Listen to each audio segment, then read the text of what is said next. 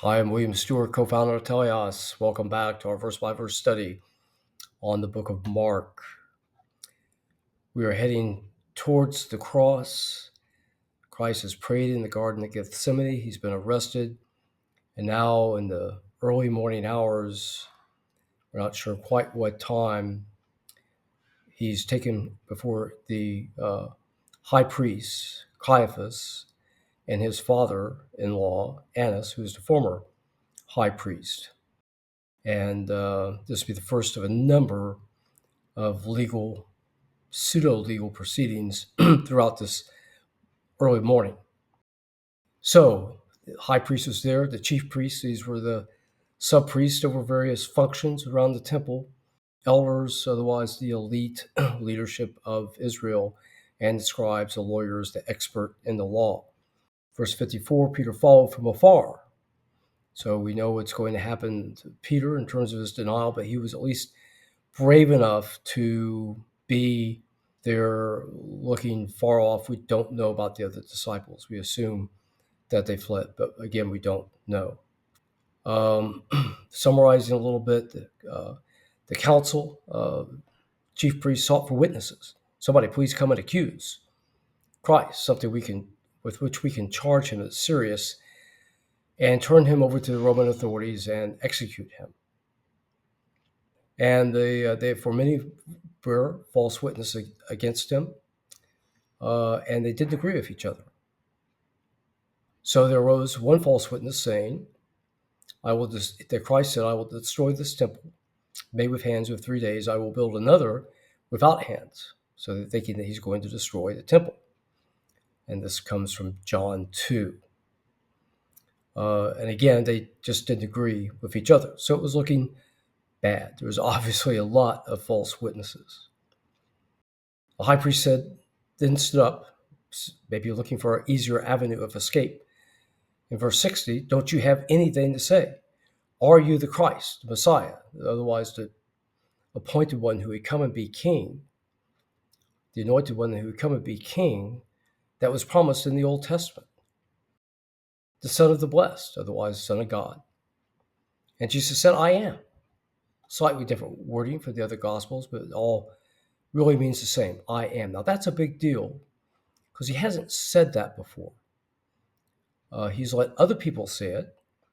And that's testified. These people testify in the Gospels. He calls himself the Son of Man, otherwise the representative man who essentially is coming to die for people's sins. It's taken from the book of Daniel. So people should have known what it meant. But again, I think he's saying he didn't confess that he was God before or king, because then they would have immediately taken this, they would have said it was blasphemy and charged them, and they would have taken this to the Roman authorities, who are very sensitive about two things in life: collecting taxes and rebellion, treason.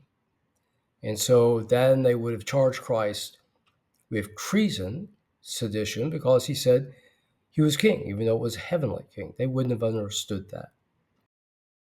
But now it doesn't make any difference. He's going to the cross. So he confesses and witnesses to who he is.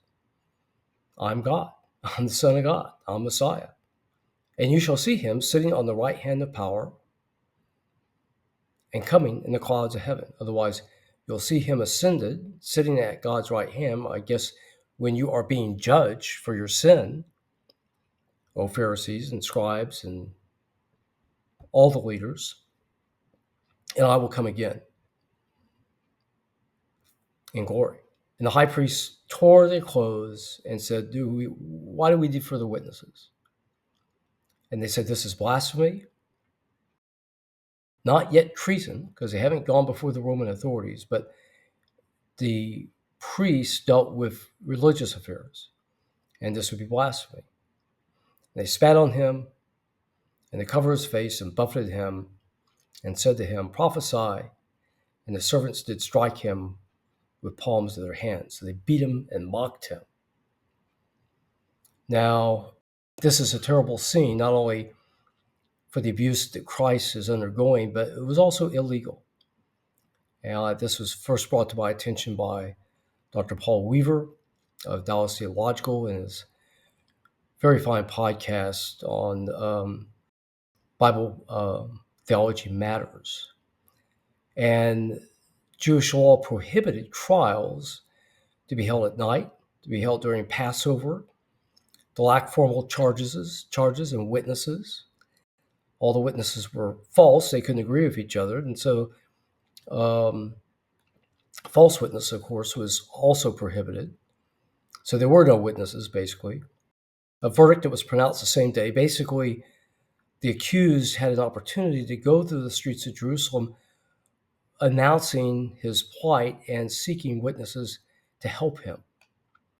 Trial was held in a private residence. There was abuse during the trial. So, up and down, this process was blatantly illegal under Jewish law and shouldn't have happened. But it did, of course, because they didn't care. They could remove Christ from before them and maintain their money and their power, despite the injustice. But Christ told them, "You're going to see me sitting at the right hand of God the Father." And basically saying you will be shown wrong and judged for what you've done.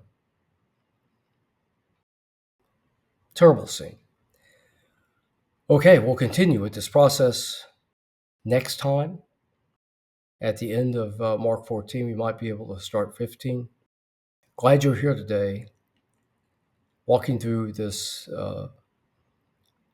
tense, terrible time to the crucifixion with me. I'll look forward to seeing you next time.